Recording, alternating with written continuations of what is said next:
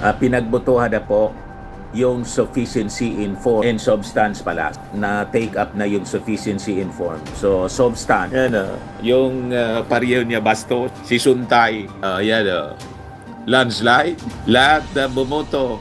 Si Suntay lang, palibasa, parehas ni Sarang Bastos. Pati yung fourth impeachment, complaint versus BP Duterte is sufficient and another 3 calendar days for her to file her rejoinder, no?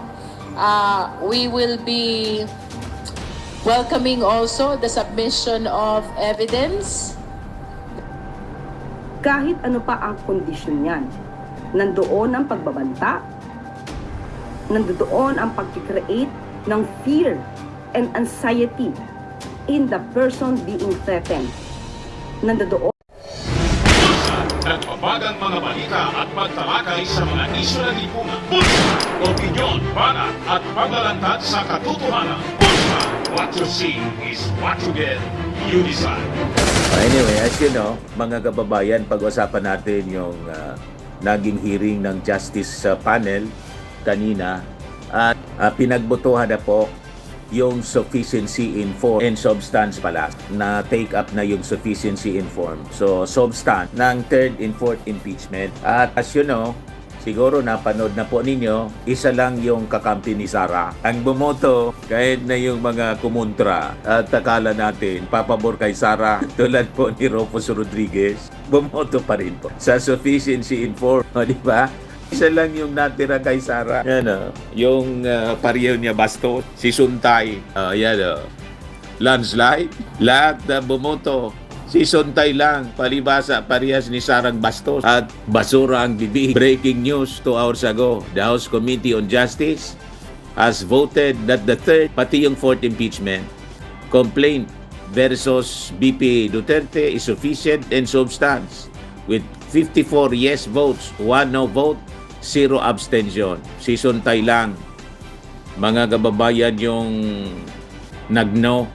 Kasi po, ano pa man, in-endorse na si Sara. Alangan man, boboto siya na o mag-abstain siya na in-endorse na niya si Sara Duterte. Siguro gusto rin na maka-line up. Baka may ambisyon din ito sa mataas na posisyon. Sana kunin ako as senatorial candidate sa 2028 election, national election. Yun kung makaabot pa si Sara. Ito yung press con. Iparinig ko muna sa inyo mga kababayan. Yung after the voting, nagpa-press con yung Committee on Justice. Pinamumunuan po ni Batangas Representative Gervil Jinky Luistro.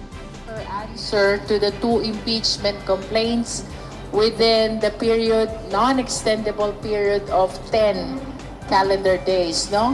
So, this is supposed to be furnished to the complainant. And from the date of receipt by the complainant of this answer, she is given a period of 3 calendar days to file a reply. And then that reply has to be furnished to the respondent as well, in which case the respondent is given another 3 calendar days for her to file her rejoinder, no? We will be welcoming also the submission of evidence. That is because both complaints have been declared sufficient in substance already, no? If ever there are affidavits and counter affidavits, we should be notified by the complainants because they need to be sworn in before the Justice Committee. When all this evidence and documents are gathered, completely gathered, and all these responsive pleadings are received, then that is the time for us to determine whether there is sufficient ground that support the impeachment complaint. And if the decision of the Justice Committee is in the affirmative, that's the only time that we will be proceeding to the hearing proper. So for the opening statement, that would be all. Thank you. 100% guilty, sabi ni accuser. Only Bonghorn. Iba po galing sa Votes. ex-officio members po yun. Sino po yung mga dineputize? May mga bumoto po bang dineputize? If we can have. And for the record, sino po yung isang bumoto na no? The members of the House who participated in the voting includes one is regular member, two ex officio members. If the ex officio members cannot attend, they can deputize non-members. So if you notice House members there who are neither justice members nor ex officio members, then I wish to believe that they belong to those who were deputized by the ex officio members. I know for a fact that my fellow from Batangas, the Honorable Beverly Marino, she was deputized by Deputy Speaker Bambi Imano. No, I am just not certain about the ex officio members who deputized the non-members, but the COMSEC has a complete copy of the deputization letter that gives them the authority to participate and vote. The only one who casted a no vote is Congressman Bong Sontay. The rest of those who participated, including Kong Rufus Rodriguez, voted in favor of the motion. Yes, I was. Kala natin di boboto si all Rufus, his bumoto din. manifestations were apparently not in favor of the sufficiency, and that is why it is really surprising to see him voting in favor of the sufficiency.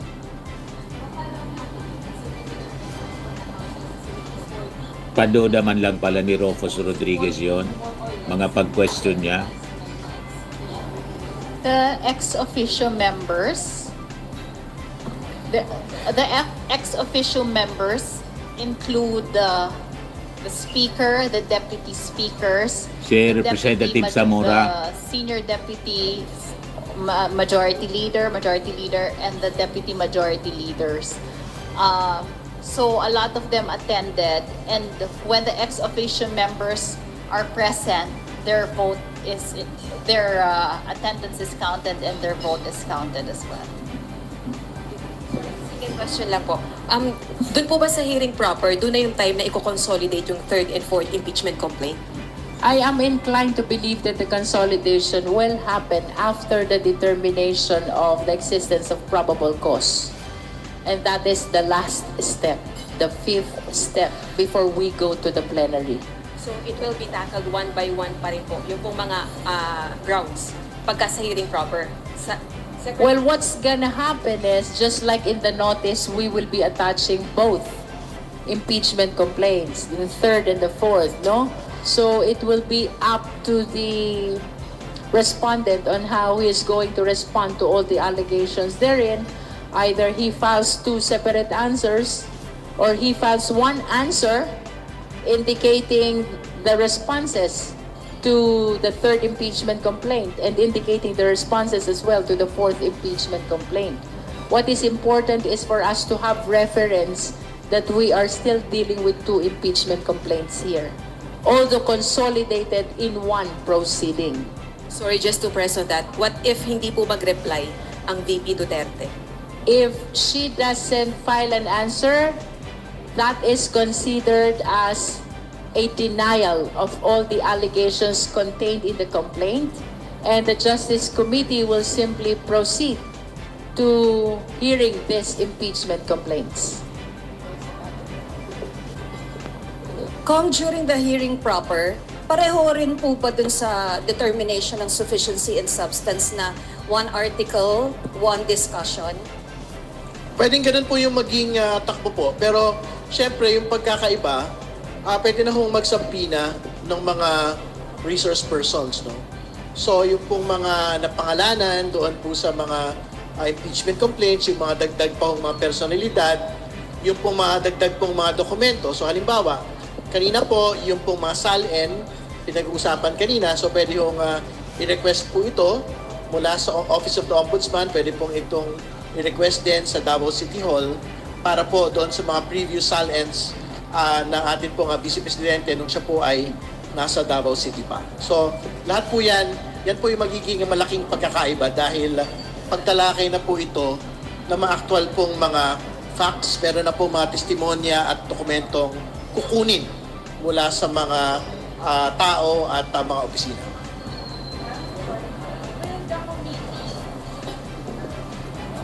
Good afternoon po. Will the committee issue a subpoena on the bank records of the Vice President po?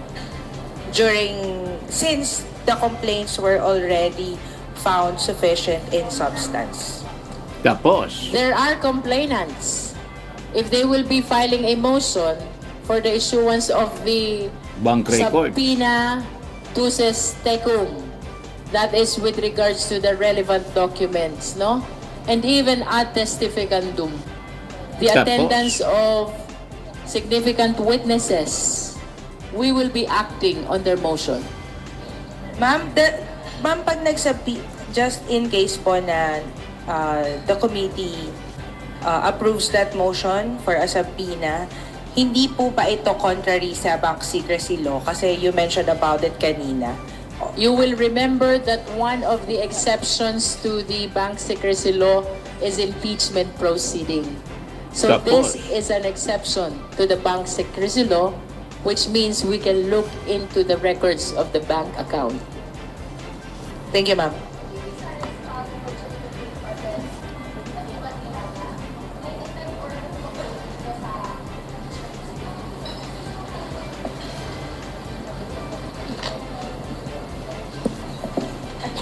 Well, I don't think meron po effect ito doon sa impeachment proceedings kasi most certainly isa sa ho talaga si Ramil Madriaga to prove the truth of his affidavit, no? And again, babalikan po natin yung mga nabasa ho nating mga defenses patungkol po kay Mr. Madriaga.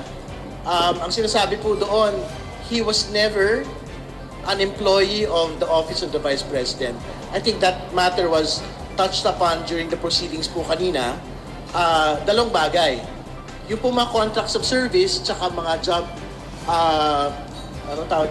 job order contracts po sa gobyerno, technically hindi po yan mga empleyado ng mga opisina ng burokrasya, no? So yun yung una. Pangalawa, kung ang status po ni Mr. Madriaga ay confidential informant within yung sinasabi niya kung context of use of confidential funds.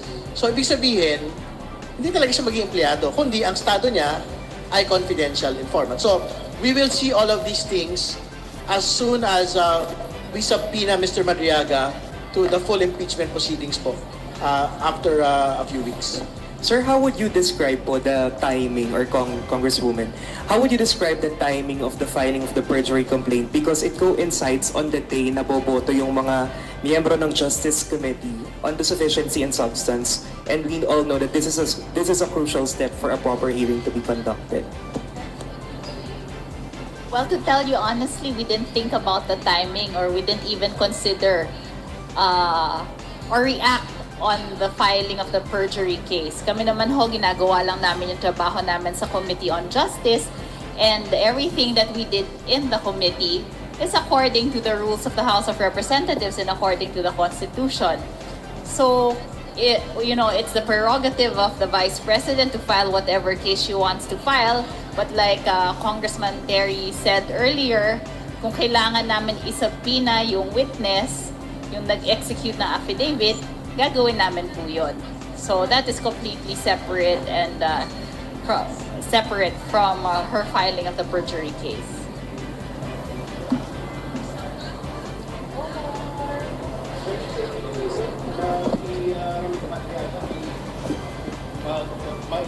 Transfer dito sa Kamara po. Si Ramil Madriaga po ay nandun po sa hawak po siya ng DJMP, if I'm not mistaken. So there's any move with the Committee on Justice para matransfer dito sa pangangalaga ng Kamara? Definitely, the initiative must come from the complainants, no? If they will be filing a request or a motion to that effect to transfer the custody of Ramil Madriaga from BJMP to the House of Representatives, we will take that into consideration, but that should be subject to the approval of the justice members.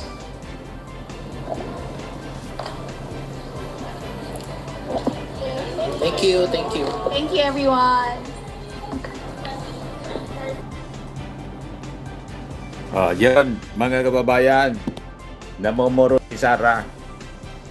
Isusumpen na yung mga bank accounts. Sabi natin, yung mga nakaraang araw, blessing in disguise pa yung pag-technical. Kita ninyo?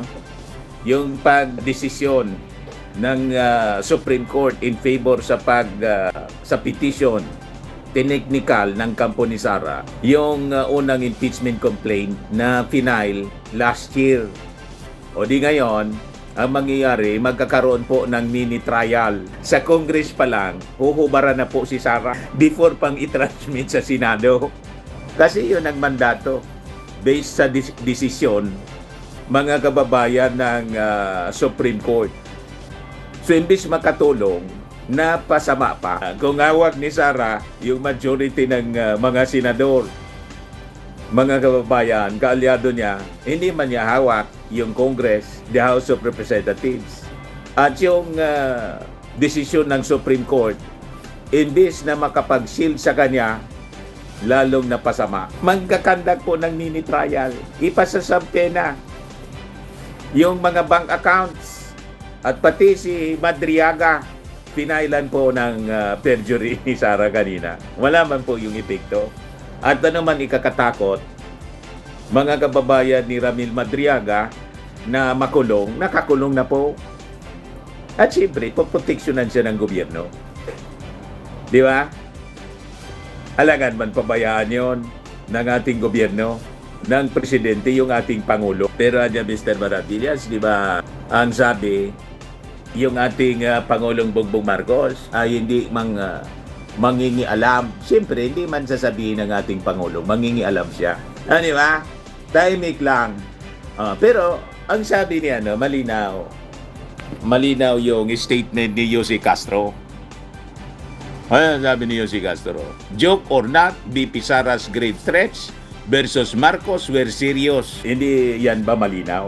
Pero pababayaan ng palasyo, walang intervention. Hindi mangingialam, sabi ng Palasyo Malacanang, yung ating Pangulong Bongbong Marcos sa impeachment. Siyempre, yung ating Pangulo, may delikadesa siya. Pero hindi na siya magsasabi na wag na niya ninyong ituloy. Hindi niya sasabihin tulad ng dati na hindi siya pabor sa impeachment because it is a storm in a teacup. Wala na siyang statement na gano'n. Ang statement ng ating Pangulo malinaw. Do your job niya. That is your job sa Congress. And rule of law ang dapat na mamayani. So, kung interpret natin, ang ibig sabihin noon, go, go, go! That is a green light, mga kababayan. Dito sa Justice Panel, dinetermine po yung sufficiency in form and substance. Afterwards, isasubmit na nila ito sa plenary. Sa inyong pananaw kasi, ang magnanakaw yung Marcos at si Martin Romualdez. Di ba sinabi ko sa inyo, kung naniniwala kayo ng bulto-bulto, malimaleta, bagbag na mga pera mula sa flood control projects ng ating gobyerno, naniniwala kayong nagnakaw yung ating Pangulong Bongbong Marcos mismo, then tumistigo po kayo at kung may hawak kayong dokumento, i-present ninyo in Congress. Ganon lang po. Kasi po, yung mga testigo na nagsasabi, nagnakaw, isa man nga lang po, hindi mga testigo, isa man lang ang nagtuturo, si Gutesa. At ngayon, yung mga Marines na sinasabing nag-deliver, hindi nga makumbinsi po si Ping Lacson. Ayaw ni Ping Lacson mag-conduct ng investigation kasi napaka-imposible niya yung mga akusasyon, yung claims ng 18 ex-Marines. Ay, ibigay ko sa inyo yung latest.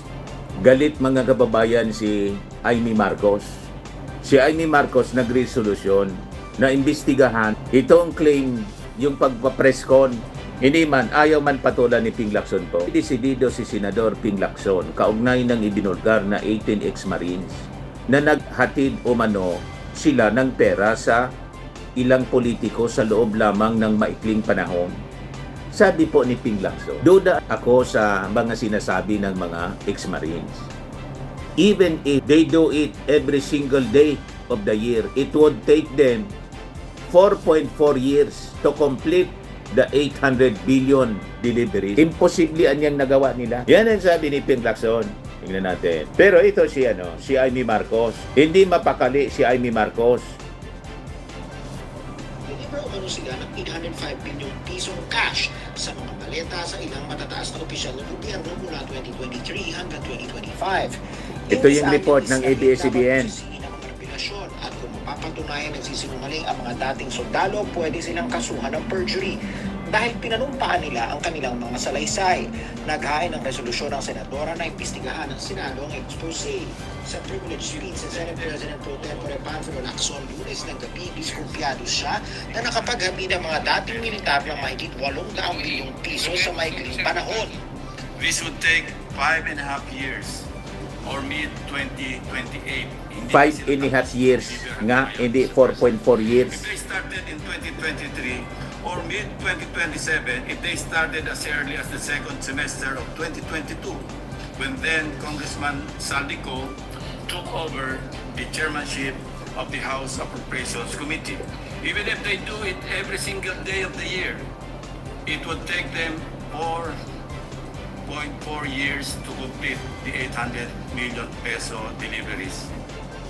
Doon na rin si Lacson kung talaga mang dumante ko ang ganong kalaking halaga simula 2022 nung umupo siyang chairman ng House Committee on Appropriations. According to a Bangko Sentral ng Pilipinas, the total physical cash in 2024 stood at 2.7 trillion pesos. That would mean that 400 billion or half of the 805 billion out of the 2.7 trillion pesos of physical cash of 114 Filipinos passed through a single individual. So sobra na niya ang halagang pinag-usapan So, imposible. ng mga perang napunta pa sa Yung mga claim dating taga-DPWH. ng 18 ex-Marines. Collected over the same period by personalities who are now facing plunder and other cases like the former DPWH officials, Roberto Bernardo, Henry Alcantara, Bryce Hernandez, etc.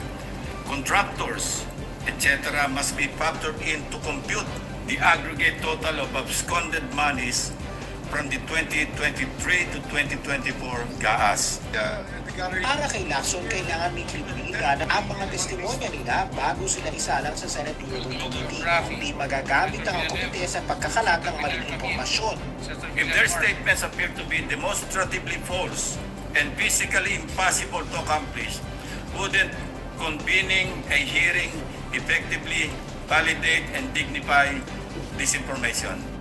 Aminado si Senador Marcos na hindi nga kapanipaniwala na sa iisang tao lang dumaan ang ganong kalaking salapi sa loob lamang ng 2 taon. Kaya lalo anya dapat silang imbestigahan para magpaliwanag at mahimay ang kanilang mga bintang. Kaya tanong ng Senadora, ano bang dapat ikatakot sa imbestigasyon? Sa panibagong pahayag ngayong araw, sinabi ni Lacson na handa siya makipag-usap kay Attorney Levi Baligon, abogado ng 18 dating militar, para linawin ang kanilang joint testimony. Pero hindi niya isasakripisyo ang dignidad at integridad ng investigasyon ng Blue Ribbon Committee. Nilinaw naman ang Department of Justice na walang batas na nagbabawal sa pamahalaan ng Pilipinas na makipag-ugnayan sa International Criminal Court kahit hindi na bahagi ang bansa ng Rome Statute. Ito ang inihayag ni DOJ. So, napaka-imposible po yung claim ng sinasabing 18 ex-Marines. Unang-una, doon pa lang po sa pagpapakilala, mali na. 4 doon sa mga sinasabing ex-Marines, hindi man po Marine. Doon pa lang sa claim na pati si Laila de Lima tumanggap. Inamin mismo ni Baligod, hindi pala niya kasama si Laila de Lima. Ganon din mga kababayan, napaka-imposible na pati si Tito Soto na hindi pa man senador during that time, kasi di ba natalo siya sa pagtakbo bilang vice presidente.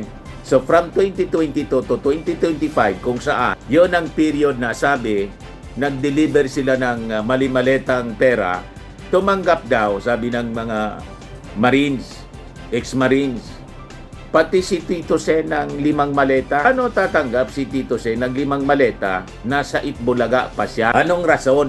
So ayaw patulan ni Ping Lacson kasi magagamit lang yung Senate Blue Ribbon Committee sa pagpapakalat ng fake news, sa political propaganda ng mga DDS. Na alam naman natin na itong si Attorney Baligod, DDS po, malinaw na DDS. At si Amy Marcos, agad-agad nag-file ng resolusyon kasi DDS din. Gagamitin nila yung Senado para maging platform sa kanilang mga black propaganda laban sa ating Pangulong Bongbong Marcos, kay Martin Romualdez, at saka mga kababayan sa ICC na inaako sa pati yung ICC. Sinisiraan nila na tumanggap ng $2 million nang sabi 56 million mula doon sa mali-maletang pera na mula kay Saldico, dineliver daw ni Trillanes, pinambayad, pinangsuhol, bribe sa mga investigador ng ICC. Pati yung mga investigador ng ICC, siniraan ng mga lokong ito. So nag-deny na po yung mga ICC investigators. Never anya na ginagawa namin ng ganyan. We have our independent fund. Kasi ang objective po ng kampo ng mga Duterte, siraan ng siraan. Disparate move po. O ngayon, ibigay ko sa inyo yung press briefing kanina ng Palasyo Malacanang. Si Jose Castro. Ang daming natalakay siya, mga kababayan. May nagpo-propose po na Yusek, na i-consider Dali lang po. yung 4-day work week after ng directive kahapon ni Pangulong Marcos na magtipid sa kuryente yung mga government offices. Suportado ba ito ng Palasyo? Sa ngayon po ay maaaring pag-aralan po ng Pangulo ang ganyang suwestyon, lalo na kung magiging malala pa po ang nangyayaring Israel-Iran issue. Sa ngayon po ay hindi pa po ito napag-uusapan. On other topic, Yusek, sabi kahapon ni Congressman Suntay, hindi raw serious yung threat ni VP Sara kay Pangulong Marcos. And para some sort of ma-justify yung kanyang premise, nagbigay pa kasi ng premise na nagbunga ng matinding pagbatigo sa kongresista, particularly coming from sa mga kababaihan. Ganyan po talaga ang maaaring maging opinion ng isang abogado sa isang kliyente. Dito po, total, ang pinag-usapan dito po ay ang buhay ng ating Pangulo, ni First Lady, at idagdag na rin po natin ang dating House Speaker, Martin Romualdez. Hindi seryoso sa kanyang pananaw ang pagbabanta sa buhay ng isang Pangulo. Alam po natin ang kaibahan ng grave threats sa murder, grave threats sa homicide, grave threats sa physical injuries. Ang grave threats, ito po ay sumasaklaw sa pagbabanta na gawan ng isang krimen, ang isang tao, ang kanyang honor o ang kanyang property. It involves threatening another person with infliction of crime in the person, in the honor and the property of that person being threatened. Seryoso po, kahit biro o hindi biro, ang pagbabanta sa buhay ng isang Pangulo. Kung sa ibang tao, o sabihin na natin, doon sa mga nagsasabing hindi seryoso ang mga salitang patain mo ang isang tao kapag or I will kill you if, kahit ano pa ang kondisyon yan, nandoon ang pagbabanta, nandoon ang pag-create ng fear and anxiety in the person being threatened. Nandoon ang intimidation. Kung sa pamilya kaya nila ito gawin, tumawag ang isang tao at sabihin, I am imagining myself killing you. Correct. Hindi ba sila matetreten? Correct. Nasasabi lamang nila ito dahil hindi sila ang natreten. At patungkol sa sinasabi na naging usapin patungkol sa kababaihan, unang-una po,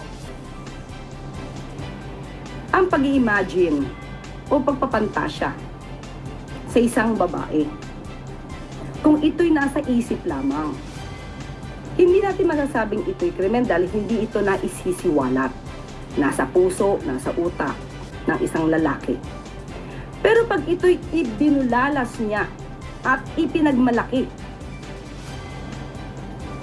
sa publiko ang kanyang pagpapantasya sa isang babae,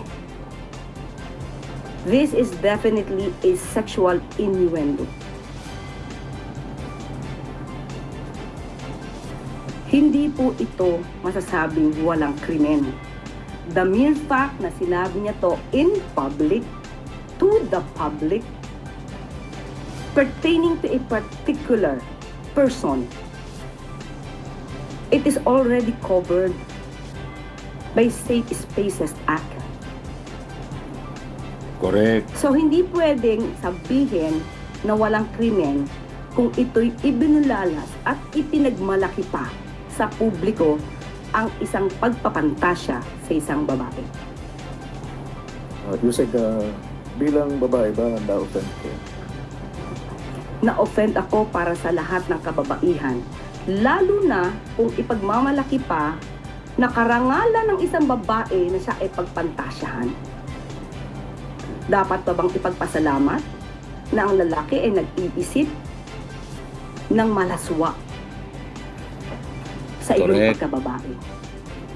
Nagkataon lamang siguro na siya ay nakasuot ng isang suit, nakaharap sa isang mic, at may titulo bago sa kanyang pangalan. Kung nagkataon na ang lalaking ito ang nagsalita ay nasa isang kanto, nakahubad, at sinabihan ng isang babaeng naglalakad, na ini-imagine ko kung anong ginagawa ko sa iyo kasi ang ganda mo. Magkaiba ba yun? Kung ordinaryong tao ang gagawa o ang tao ay supposed to be isang honorable. Salamat po, Yusek. Hindi ko natanong, Marisa Nalili, TV5. Yusek, follow-up. Yung apology from Congressman Suntay, will that be enough? Nagawa niya na eh. Consummated na po. Nakita na po natin kung ano ang nasa isip niya, kung paano siya mag-isip, at kung paano siya magkilos kung meron siya nakikitang magandang babae. Siguro mas maganda pong itanong niyo yan, lalo na Alvin, itanong niyo yan sa wife ni Congressman Suntay. Correct. Saan po nakatanungan? Ivan Mayrin ng Channel 7. Balikan ko lang po yung nagaganap na hearing. Ikalawang araw po ngayon ng Justice Committee hearing on the determination of sufficiency in substance. Have you had the chance to talk to the President on his thoughts sa itinatakbo ng proceedings sa Justice Committee? Hindi po namin ngayon napag-usapan personally dahil kahapon po nakita niyo po kung gaano po kabisi po. Nagkaroon po talaga ng special cabinet meeting as early as 9 o'clock in the morning kahapon. At yung pong pagpapatawag ng Pangulo na isang press con ay biglaan din po yun dahil kinakailangan niya pong mag-ulat sa ating mga kababayan. So sa ngayon po ay hindi po namin napag-uusapan ang patungkol sa hearing sa Committee on Justice regarding sa impeachment complaint laban kay Vice Presidente. Mr. Claire, how closely is the President watching the proceedings? Or would you say is he very much interested in the outcome? Or is he indifferent since, as you've been saying, he would like the process to take its course? Hindi po makikialam ang Pangulo kung ano po mangyayari at magaganap sa hearing sa impeachment complaint laban kay Vice Presidente. Ang tanging nais lamang po niya ay masunod ang proseso, masunod ang konstitusyon, at makita kung ano man ang ebidensya at kung may dapat na managot, managot. Hanggang doon lamang po. Salamat po. Sunod na tanong, Lieutenant Ciso, DZRH. Good morning, Yusek. Ma'am, lumusot na po sa komite sa Kamara yung anti-political dynasty bill. Pero may ilang mambabatas na binawi yung kanilang suporta, umatras sa sponsorship. Dahil hindi sila sang-ayon dun sa bersyon na ipinasa. Actually, ang sabi ni Congressman Erice ay nambubola lang si Presidente na priority measure itong anti-political dynasty bill. Ano pong reaksyon naman kanya? Bakit naman po kay Pangulo isisisi? Kung ayaw niya yung version sa House of Representatives, di sa pagka nagkaroon po ng pagdebate, debatihin niya po munang mabuti. Ilabas niya na lahat ang kanyang talino. Correct. At kung anong kahihinatnan niyan, hindi naman po siyang mag-isa lang ang magdidesisyon niyan. Ang nakakapagtaka po dito kay Congressman Erice, parang lahat na lang ng kasalanan sa mundo, isinisisi niya sa Pangulo. Trabaho po nilang gumawa ng batas. Kaya trabahuhin niya po iyan kung anong gusto niyang version. Ma'am, nabanggit niyo po dati na nag-usap si Presidente at si ES Recto doon sa posibleng mga probisyon na laman nitong bill na ito. Ano po ba yung gustong ma-achieve ng Presidente at ginawa niyang prioridad itong anti-political dynasty? Katulad ng aking sinabi, yung pinakahuling LEDAC meeting po, yung po talaga ang inuna niya na gusto niya po itong maipasa. At natuwa nga po siya na umaandar po ito at nung nag-report nga po si si Senator Rizon Tiberos na nagkakaroon na ng public consultation, ang nais lang po talaga ng Pangulo ay mapabilis. At kung ano ang pinakamagandang batas para sa anti-political dynasty bill or rather law, yan po ang nais ng Pangulo. So po, may nabanggit po ba siya kung anong level of consanguinity? Wala pa po at pinag-aaralan kung second or fourth. O, depende po yan sa magiging version. Ang Pangulo naman po ay pag-aaralan kung ano ang pinakamainam na version at naman po ay manggagaling ito sa Kongreso. So kapag ka po ito nabuo at naipasa po sa Pangulo, yan po ay pag-aaralan. Para po sa uling katanungan, Chona, yung DZRH. Yusek, kahapon sabi ni Presidente he wants to reduce the excise tax sa petroleum products. What is the ballpark figure that he's looking at? Nung napag-usapan po ito kahapon, wala pong napag-usapan kung gaano kalaki, kung gaano kababa. Basta ang gusto lamang po niya sana ay magkaroon po siya ng power, pero temporary lamang po ito. At sa panahon po na ganito, na biglaan po may nangyayaring ganitong hidwaan, kinakailangan din po tayo makaagapay sa ating mga kababayan, lalo kung sobrang taas po ng presyo po ng crudo. Magkano po yung reduction na gusto niyang ibawas? Wala po napag-usapan kahapon at makikinig naman din po siya sa mga economic team kung ano yung pinakamaganda po na reduction rate. And what will happen to the programs kung ipatupad nga itong reduction na sa excise tax? Yung mga programs na funded na kinukuha doon sa excise tax? Of course, mag-a-adjust din po. At sabi naman po ng Pangulo, ito'y temporary. Para lang po makaagapay tayo kung darating po talaga na sobrang mahihirapan po ang ating mga kababayan sa pagtaas po ng presyo ng crudo. Habol lang po nakatanungan, is Romero Finstar. So Yusek, related doon, pero di ba meron na pong train lower in there's a certain period na umabot yung threshold ng oil price, pwede nang isuspend. So apparently the President does not view it as sufficient to mitigate the impact of the potential shocks caused by the Middle East. Kasi meron na po nasa train na po yung pwedeng mag-suspend when during a certain period umabot yung oil price. Sa huli natin pong pakikipag-usap, ang sabi po sa atin kapag ka po nag-lift or nag-suspend po ng excise tax ay dapat po 2018 to 2020. So sa ngayon po ay hindi po siya umiiral, kaya po ninanais po ng Pangulo na magkaroon ng panibagong batas para po mabigyan siya ng authority na ma-reduce ang excess tax. So, since siya mismo nang hingi nito, it will be declared as urgent or certified as urgent. Yes po, dahil po napapanahon. Okay, salamat po. Another follow-up, Ivan Mayrina, Jenny 7. Pahabol lamang po. Nabanggit ninyo nitong nakaraan na sa linggong ito maaaring maglabas ang desisyon ng Pangulo patungkol sa train law. Sa ICI. Meron na ho ba kalagitnaan na po ng linggo? Malamang po dahil kahapon po ay nakausap din po natin ang OES at sabi natin kailangan po na magkaroon na po ng aksyon itong week na po na. So magkakaroon na po. Confirm that there will be a decision within the week. Yun po ang plano na sinabi sa akin. Salamat po. Wala na pong katanungan. Balik na po sa iyo, sir. Maraming salamat. Pangulong Ferdinand R. Marcos Jr. at President Lee Jae-myung nagharap sa isang pulong upang paunlarin ang ekonomiya ng dalawang bansa. Mas maraming trabaho, mas masiglang kalakalan at mas maraming investors. Ilan lamang iyan sa maaasahan ng mga Pilipino sa ginanap na business forum sa pagitan ng Pilipinas at Korea ngayon. Matapos ang magiliw na pagtanggap ni Pangulong Marcos Jr. kay South Korean President Lee sa unang araw ng kanyang visit, nagkaharap muli ang dalawang leader sa isang pulong na naglalayong pandayan ang mga plano upang paunlarin ang ekonomiya ng parehong bansa.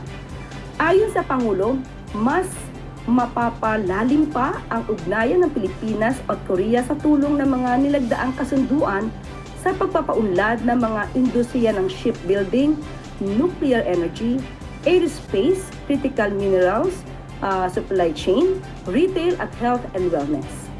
Maliban dito, tiniyak din ng Pangulo na mas pinapaganda pa ng pamahalaan ang business climate ng bansa upang manghikayat ng mas maraming investors. Ayon kay Pangulong Marcos Jr., nakahandang sumuporta ang pamahalaan sa mga negosyong nais mamuhunan sa bansa at magbigay ng maayos na trabaho sa mga Pilipino.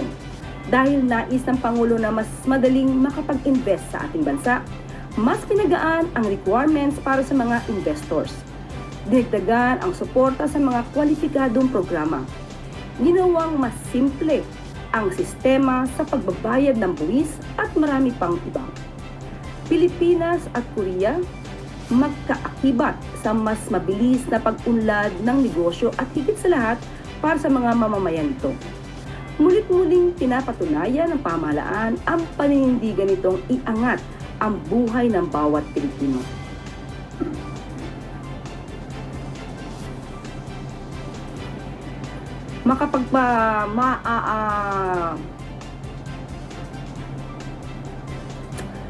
Magtuod flyover Davao City bukas na muli para pabilisin ang biyahe ng mga motorista. Ang pagbubukas ng flyover ay alinsunod sa malinaw na utos ng Pangulong Ferdinand R. Marcos Jr. na tapusin ang mga nakabinbin na infrastructure projects. Kung noon ay 30 minutes ang biyahe mula sa bayan ng tungong Magtuod, ngayon ay nasa 15 minutes na lang. Inaasahang mapapagaan ng nasabing flyover ang daloy ng trapiko sa kahabaan ng Pan-Philippine Highway.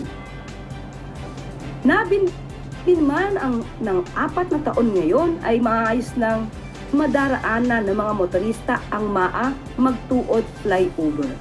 Ito ang sinigurado ng DPWH sa pangunguna ni Secretary Vince Dizon. O yun na lang po mga kababayan kasi kailangan na namin may gagawin pa tayo. Bukas naman po. Ako po si Dante Maravillas. Bye-bye. God bless. Firming and lifting cream, pinapahid po sa mga pulses in affected area. Mainam po sa paninigas ng mga kaso-kasuan. Ito naman po, Automax Radiant Serum. Sa mukha naman yung application. Anti-aging po siya. You will look 10 years younger than your age. Sa mga cancer patients naman po, baka lang gusto ninyo itong itry. Neng siya red mixed fruit drink. Hindi mo po siya gamot, food supplement siya. Kaya lang, gawa siya mga kababayan sa goji berry. Yung goji berry may anti-cancer properties. O ngayon, yung mga inquiries ninyo, dumiritso na lang kayo sa aming messenger sa Facebook para masagot namin agad. Ayos pa?